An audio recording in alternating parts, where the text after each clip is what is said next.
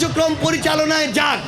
আপনি যদি চান দেশের তরুণ প্রজন্ম এবং ওই শিক্ষিত জেনারেশনটি ওই সংসদে গিয়ে আপনার জন্য পলিসি নির্ধারণ করুক, তাহলে হয় আপনাকে রাজনীতিবিদ হতে হবে, না হয় আপনাকে রাজনৈতিকভাবে সচেতন হয়ে উঠতে হবে। কারণ দিন শেষে রাজনীতির বাইরে কিছুই নাই। একটি জিনিস আপনাদের খুব ভালো করে মনে রাখতে হবে, এই যে আমাদের রাজনীতিবিদরা, তাদের অধিকাংশদের দ্বারাই আমরা দেখি এটি হচ্ছে ওইটি হচ্ছে। আপনি একটি জিনিস লক্ষ্য করুন, আমরা জানি কিছু পুলিশ এমন কিছু কাজ করেছে যেটি তার ইথিক্সের সাথে, তার ওই যে বাহিনী তার সাথে যায় না, কিন্তু এটিও তো সত্য যে তাদের অধিকাংশকে বাধ্য করেছে ওই ফ্যাসিস্ট হাসিনা এই প্রত্যেকটি কাজ করার জন্য। তাহলে ওই ফ্যাসিস্ট হাসিনার জায়গায় কিংবা ওই স্বরাষ্ট্রমন্ত্রীর জায়গায় কিংবা প্রশাসনের প্রত্যেকটি জায়গায় কিংবা সংসদ ভবনের পলিসি মেকিংয়ে যদি আপনাদের মতো দেশের স্পিরিট, 24-এর গণঅভ্যুত্থানের স্পিরিট নিয়ে চলা মানুষগুলো অংশগ্রহণ না করে, তাহলে দিন শেষে যেরকম ফ্যাসিস্টদের দ্বারা 16 বছর চলেছে, ওই রকম কোনো না কোনো ফ্যাসিস্ট দ্বারা আজকে থেকে কয়েক বছর পরে আবার এই দেশটি পরিচালিত হবে। আপনারা কি এটা চান? আপনারা কি এটা চান?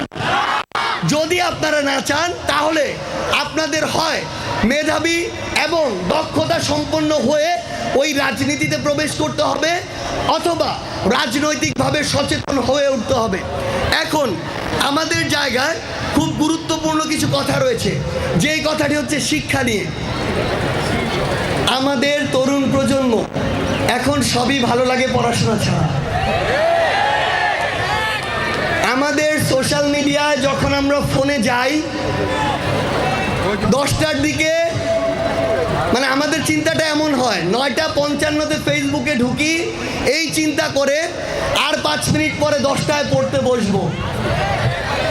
যখনই একটু পরে দেখি ফোনে কয়টা বাজে, দেখি 10:45, তাহলে আর 15 মিনিট চালাই, 11টার দিকে পড়তে বসবো। তারপরে যখন 11টা বাজে, 11টা বাজার পরে অন্য একটা ইম্পর্টেন্ট কল আসে, যেই কলের জিনিস, যেই কলের কথা কাউকে বলা যায় না। ফ্যাক্ট হচ্ছে আমরা এগুলোর সব কিছুই করতে পারি যদি স্টুডেন্ট অবস্থায় স্টুডেন্টের যে প্রধান রেসপন্সিবিলিটি পড়াশোনা করা সেটি ঠিক থাকে।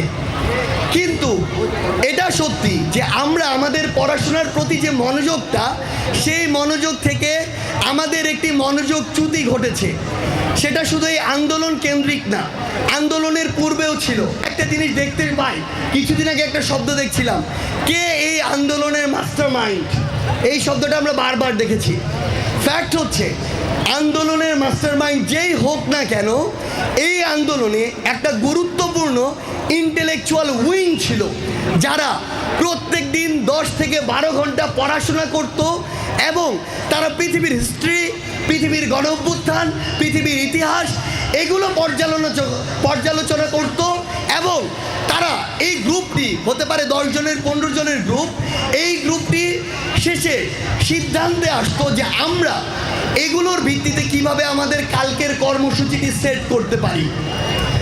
আপনারা দেখেছেন চেষ্টা করেও এই ফ্যাসিস্ট সরকারের একটি খুঁটিও টলাতে পারেনি। কিন্তু এই ছাত্র জনতা যখন রাজপথে নেমেছে, আর ওই রকম একটি পড়ুয়া ইন্টেলেকচুয়াল গ্রুপ যারা একই সাথে তত্ত্বীয় পড়াশোনা করেছে, বাস্তবসম্মত ইতিহাস ঘেটেছে এবং বর্তমানে চলমান যে ঘটনাগুলো এগুলোর সাথে রিলেট করে শিক্ষা নিয়ে কর্মসূচিগুলো দিয়েছে, তখনই আমাদের এমন একটি আন্দোলন সফল হয়েছে। সেই জায়গা থেকে আমাদের তরুণ প্রজন্মের প্রতি বৈষম্য বিরোধী ছাত্র আন্দোলনের একটি গুরুত্বপূর্ণ আহ্বান হচ্ছে, আমরা আপনাদেরকে অনুরোধ করি, আপনাদেরকে আগে ওই ভিতরের কোয়ালিটির জায়গা থেকে ওই লেভেলের স্কিলফুল হতে হবে।